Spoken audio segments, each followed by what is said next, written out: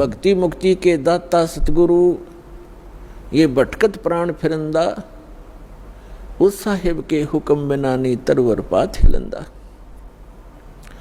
उस परमात्मा कबीर भगवान की, अल्लाह अकबर की, उस महान परमेश्वर की आपके ऊपर असीम रजा है और आप युगों युगों के बहुत पुण्यकर्मी प्राणी हो, जो ऐसे भाग दौड़ के जीवन से समय निकाल कर यहाँ परमात्मा के दरबार में पहुंच पाते हो। उस परमात्मा की रजा बिना आप यहाँ नहीं आ सकते, आप ये ज्ञान भी नहीं सुन सकते, आप तक ये पहुंच भी नहीं सकता। इस ज्ञान को आप तक पहुंचाने के लिए परमात्मा ने 600 वर्ष पहले प्रयत्न किए और उन दुष्ट लोगों ने, स्वार्थी नकली गुरुओं ने अपनी रोजी रोटी को उत्तम मानते हुए, प्रथम मानकर अपने स्वार्थ को प्रधान मानते हुए कबीर भगवान उस धानक रूप जुलाहे को बहुत परेशान किया और यथार्थ ज्ञान को हमारे तक, आप तक नहीं पहुंचने दिया। उस परमेश्वर ने वो अमर ज्ञान अपनी वाणी में, सच्चिदानंद घन ब्रह्म की वाणी में, कबीर वाणी में लिपिबद्ध करवा दिया अपनी प्यारी आत्मा धर्मदास जी द्वारा। अब उस ज्ञान को, परमात्मा के उस विधान को, जो 600 वर्ष पहले परमेश्वर अपने द्वारा रची हुई सृष्टि की जानकारी, और हम कौन हैं, कहाँ से आए हैं, यहाँ क्यों दुखी हो रहे हैं, ये जन्म और मृत्यु का कारण क्या है, ये सब कुछ उसमें बताना चाहते थे। लेकिन इन नकली धर्म गुरुओं ने, इन दुष्ट लोगों ने हमारे तक ये पहुँचने नहीं दिया, परमात्मा का घोर विरोध करा दिया।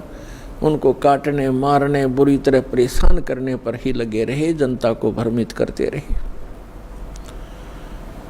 उस परमेश्वर ने कहा था कि जब 5500 वर्ष कलयुग बीत जाएगा, उस समय सभी अपनी प्यारी आत्माओं को शिक्षित करूंगा, पूरे मानव समाज को, और सदग्रंथों को। ये सभी धर्म के धर्मी अपने धर्म ग्रंथों को सच मानते, और जिन गुरुओं को हम शास्त्र विज मानते थे, वो अपने ही सदग्रंथों से अनभिज्ञ थे, अपरिचित थे, अज्ञानी थे। और हम उनको केवल संस्कृत भाषा जानने के कारण उन पर विश्वास किया करते थे कि सभी सदग्रंथ संस्कृत भाषा में हैं, और ये हमारे हिंदू धर्मगुरु संस्कृत भाषा पढ़े हैं, इन्होंने सदग्रंथों को ठीक ठीक जाना होगा, ये सही बता रहे। और उनकी एक दाल गलती रही उस समय कि कबीर जुलाहा है, धानक है, और उस समय संस्कृत पढ़ने का अधिकार केवल ब्राह्मण वर्ग को ही था। इसलिए आम आदमी को यह शंका नहीं बनी, ये विश्वास बना नहीं, ये शंका बनी रही कि कबीर जी अशिक्षित हैं, परमेश्वर कबीर जी अशिक्षित हैं, ये झूठ ही बोल रहे होंगे सदग्रंथों के बारे में। क्योंकि सदग्रंथ हमारे पवित्र वेद, पवित्र श्रीमद् भगवद गीता, पवित्र पुराण आदि आदि ये संस्कृत भाषा में लिपिबद्ध हैं। तो परमात्मा ने ये समय निर्धारित किया था, अपनी प्यारी आत्मा धर्मदास जी से बताया था। और धर्मदास जी ने जब पूछा, परमात्मा आज तो बहुत ही धार्मिक व्यक्ति हैं, इनके अंदर धार्मिकता है, बुराइयों की भी त्रुटि है, यानी कमी है, बुराइयां भी कम है, न्यून है। और 5500 वर्ष जब कलयुग बीतेगा, यानी आज से लगभग 600 वर्ष पश्चात, तो और आप बताते हो कलयुग में मानव की वृत्ति बहुत गिर जाएगी, इनके विचार मलिन हो जाएंगे, चरित्र ठीक रहे नहीं, अविश्वासी कृत घनी बन जाएंगे। तो तब कैसे समझाओगे मेरे मालिक? तब परमेश्वर ने कहा था कि उस समय सबसे पहले मैं इनको शिक्षित करवाऊंगा।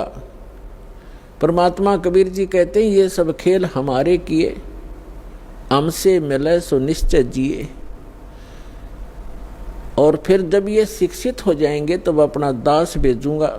तब तो कहा था मैं स्वयं जाऊंगा और उन सदग्रंथों के गूढ़ रहस्यों को जन साधारण को बताऊंगा, लेकिन स्वयं नहीं आए तो दास भेज दिया पुण्यात्माओं उस परम पिता ने।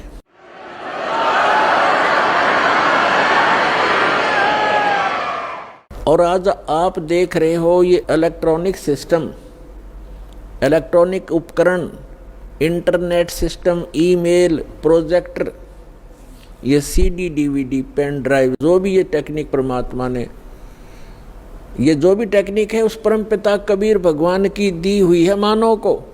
ये मानव सत्र की सोच नहीं, ये सत्कर मान लेना। अगर ये मानव की सोच होती तो लगभग 40 लाख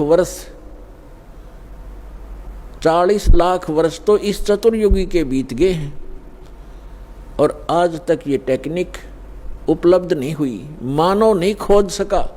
ये परमात्मा ने कलयुग इसलिए नाम रखा इसका कि इसमें मशीनरी युग होगा, टेक्निक इसके अंदर परमात्मा अपने बच्चों को देंगे।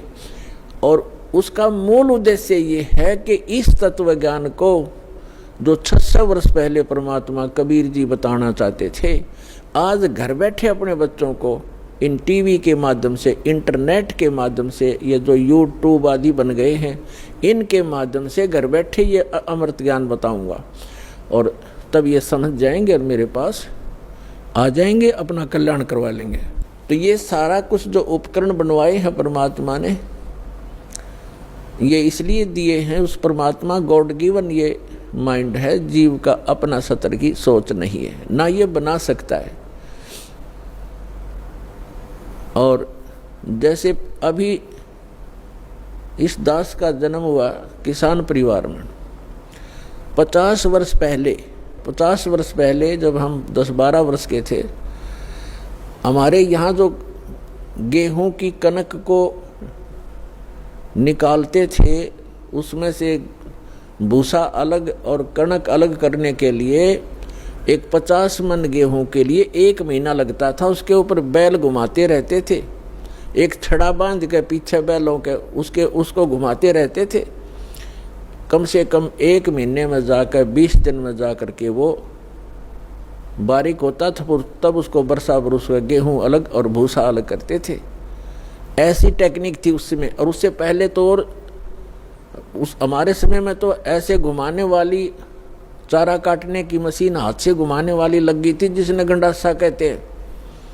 और उससे पहले हमने देखे हमारे दादाजी हाथ से ऐसे काटा करते थे, ऐसे। और पीछे जाओगे तो क्या होगा? तो कहने का भाव ये है कि जो आज टेक्निक प्राप्त है ये गॉड कबीर गिवन है, ताकि आप अपने सदग्रंथों को इन प्रोजेक्टर और डीवीडी के माध्यम से रूबरू देख सकें, आंखों देख सकें, फिर मिला सकें अपने। आपके घर उपलब्ध होती हैं ये सभी सदग्रंथ।